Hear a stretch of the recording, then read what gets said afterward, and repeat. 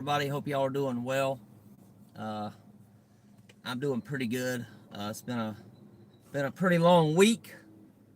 Came down to northern Florida, about 5 minutes from the Georgia line, to do a very intensive with other military veterans, first responders, active military, and former first responders. And let me tell y'all, we dug deep. We dug real deep. We didn't really have much of a choice, right? We get there and you just kind of you got to get into stuff and you just do it, right? You either do it or you don't grow, right? And we bonded, me and 7 other guys.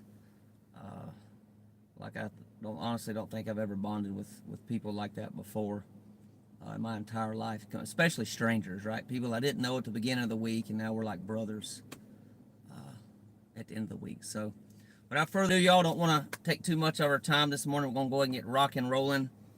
I actually just left a little bit ago, so I found a place, and I missed y'all, missed everybody for the last week. I missed coming on here, going live, and yeah, doing our self-care. We've been doing a ton of self-care on myself for the last week, so I have to take time to do that, right? So sometimes that's going to happen. About once a year, I commit to doing some other kind of intensive to continue bettering myself and growing myself. So that was this time, y'all. So, but I'm back and looking forward to today's podcast here. So I want to officially welcome everybody to the Daily Reader podcast on the Tony's Journey YouTube channel, where we read from a daily reader or a devotional, and we learn tools and principles, including but not limited to prayer, meditation, and breath work that help us to stay more present and to live better lives. We meet on here every single day at 10:30 a.m. Eastern Time, with exceptions, right? If I'm sick or if I do something like this, I mean, I'll do my best to let y'all know, or other things going on. If it just happen to come up like emergencies and such. So let's go ahead and get started, y'all. Go ahead and find, if you're doing something right now, go ahead and find a stopping point in whatever that is, and just find somewhere that's safe, where you can get comfortable and relax for the next, say, probably 7 or 8 minutes.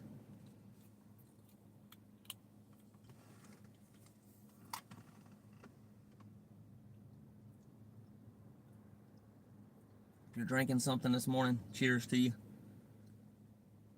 Need a little water here, hydrate.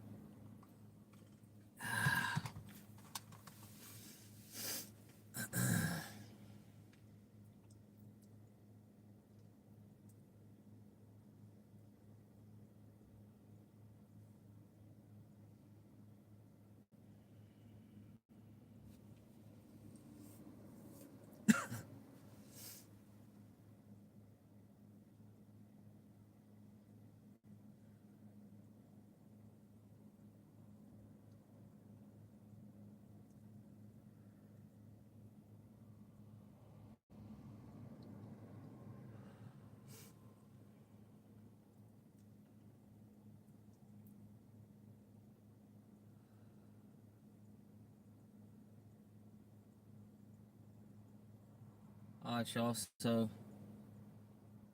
should be at your safe place that you have. It's actually a good idea to pick a place out in your house that you can just focus on relaxation or meditation and just use it for that only. I have a chair at my house and that's all I use it for. It's not a good idea to do it in your bed. The bed's for sleeping and sex. When you get sick, uh, preferably a chair setting up. You can lay down if you want to, but I would do it somewhere else. I wouldn't do it in your bed. But yeah, if it's comfortable for you, go ahead and close your eyes and just take some slow, deep breaths this morning. Breathing in your nose and out your mouth.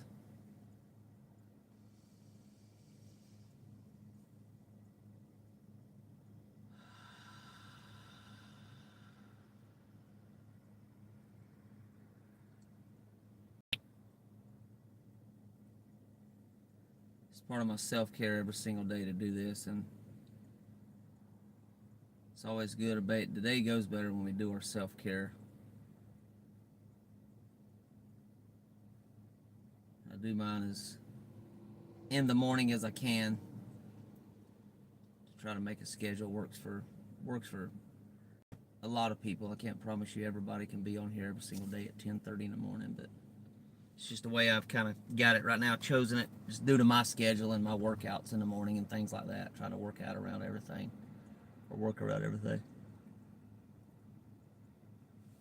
Oh. So just focus on your breath. We're just going to do that today. So just forget about yesterday's regrets. If you have any of those, just put them down for the time being. And if you have any worries about the future, just let that go as well. And just be here now. Because this is the only time it exists, right? No other time exists other than right now. I can't enjoy life if I'm worried about the future or regretting the past. Holding on to some kind of resentment against somebody as well. Just let all that go, y'all. Let all of it go. Any emotions you have, just allow those to be as they are. Just accept them, just embrace them. If you want to send them love, you can send them some love as well. That tends to help sometimes if I have anger or anxiety. I have a little anxiety right now, so I'm going to send it some love. I'll show y'all how I do it. Anxiety, I touch you with love. Anxiety, touch you with my love. It's okay.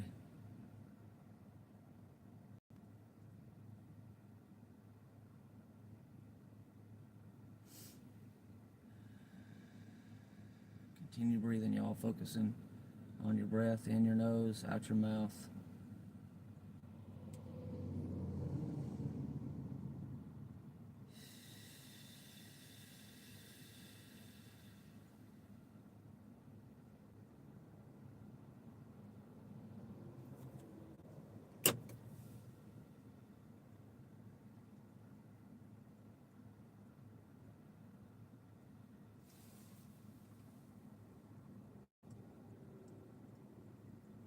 You'll notice if you yawn, if you cough, sometimes that could be a release of some kind of stuck energy in the body. Yawning as well is just a sign of the parasympathetic nervous system taking over, which is for rest and relaxation and digestion, where the body does its best. And all of those coming out of being activated, stress, tension, things like that. I'm yawning a lot, y'all. Must have been a little activated there with my anxiety. Either that or I'm tired from the week. It's been a long week. Probably a little bit of both, to be honest. 14-hour days. It's been kind of rough, y'all. Long.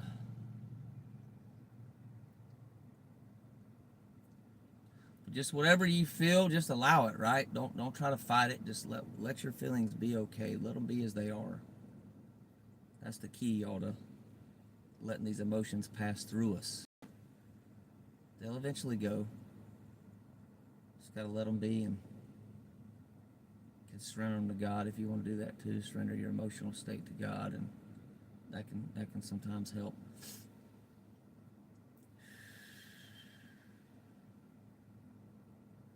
Continue breathing. In the nose, the mouth.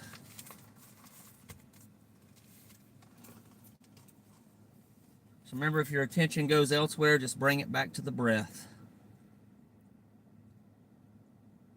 I call it the monkey mind when the thoughts go all over the place.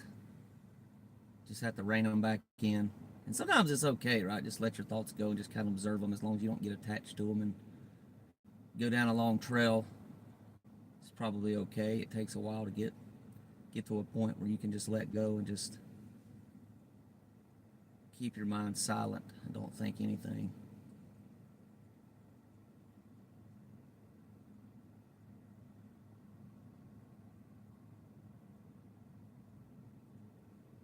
It took me probably a year of consistent meditation to be able to get my mind to be quiet. Eventually just let go.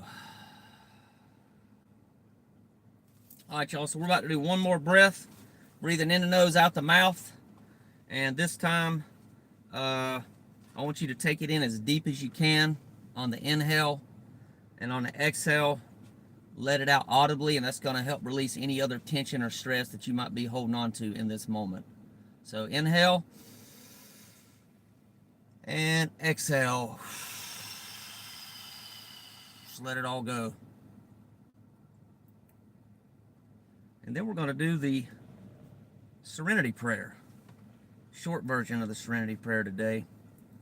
And prayer. God, grant me the serenity to accept the things that I cannot change, the courage to change the things that I can, and the wisdom to know the difference. Appreciate y'all being here. See some of y'all just now coming on here. Hey, good morning, Crudy. I'm doing good. How are you? Just now left Florida. It's kind of making my way back here, and yeah, been a long week. So as you know, we talked a little bit this week. All right, y'all. So we're about to do our reading right now. Some of y'all may or may not know, but I'm doing a 12-step reading. This has been really the most powerful thing I've ever done my entire life is the 12 steps, y'all. This is Al-Anon, so it's family, friends of alcoholics. I had an alcoholic stepdad. That's where most of my issues came from, as well as some sexual abuse and trauma. But we're reading out of a book called Hope for Today. Hope for Today. And y'all, this is a in my experience, the 12 steps is for anybody. It don't really matter if you want a Christ-centered 12-step program. There's a bunch of them out there if you're Christian. If you're not, there's other ones. There's Christians pretty much in all of them that I've found, and also people that are not religious or spiritual or whatever. But it is a spiritual program based on actions coming from love, just so you know. But it is a really powerful program. To me, it's been life-changing. The last 8 years I've been in it, I've been able to make a lot of shifts in my life, make a lot of progress. Let go of some things that no longer serve me as well. So, Crudy, it was good. It was good, but it was hard. Yeah, challenging to say the least. But we'll talk more about it. I'll reach out to you and probably call you later on. If not today, I'm going to take some quiet time today, so probably tomorrow we'll maybe catch up some more. All right, y'all, so today is the September the 26th. I think it's the 26th, y'all. If it's not the 26th, correct me if I'm wrong. No, I want to make sure I'm on the right date here. I don't have a watch on me, but I did look before. So I believe it's the 26th. If it's not, I'll have to relabel it.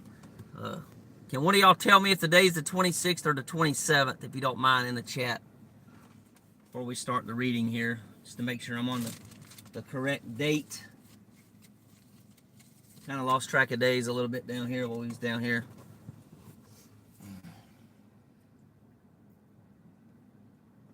I'll give y'all a minute and somebody can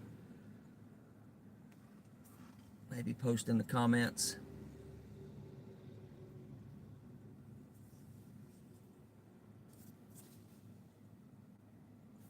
I looked at it before I started, but okay, good deal. Thanks, Curdy. All right, y'all, here we go. Cool. I wanted to create a perfect family, and that was all. At 20 years old, the idea didn't seem crazy. My parents had divorced, and I wanted to prove that I could do marriage differently. I married someone who needed me.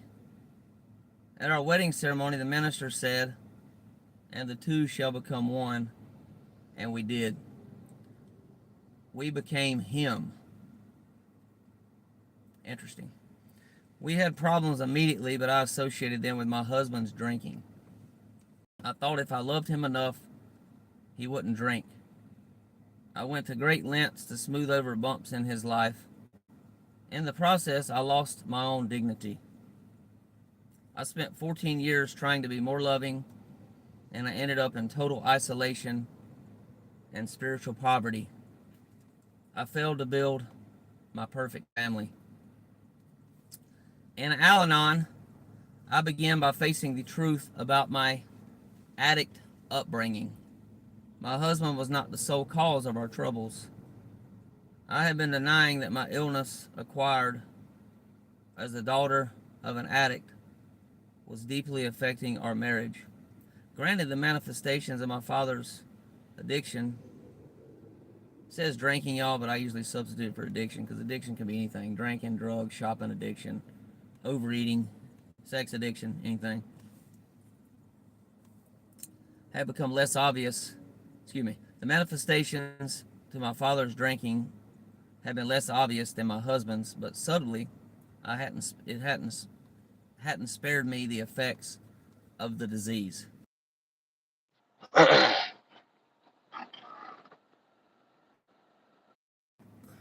One second, y'all, had a call come in there. Hopefully didn't. I don't think it messed up anything. It only lengthened the time it took for me to recognize and accept them. Addiction still surrounds me. What is no longer present is the illusion that I have control over anyone's drinking or drugging or shopping addiction. Put whatever you want to there. Now I spend my energy on seeking healthy solutions, which do not include trying to create the perfect family. Thought for the day: if I am experiencing difficulty in a relationship, the root cause may be in my addict upbringing. Once I find that root, I can use the steps to weed it out. In Al-Anon, children of alcoholics find the tools that enable them to put the past to rest, to forgive, and go on to meaningful adult lives. That's from the book Al-Anon Sharings from Adult Children, page number 3. Wow, y'all, this is... Gotta take a second, y'all. Let that simmer for a minute.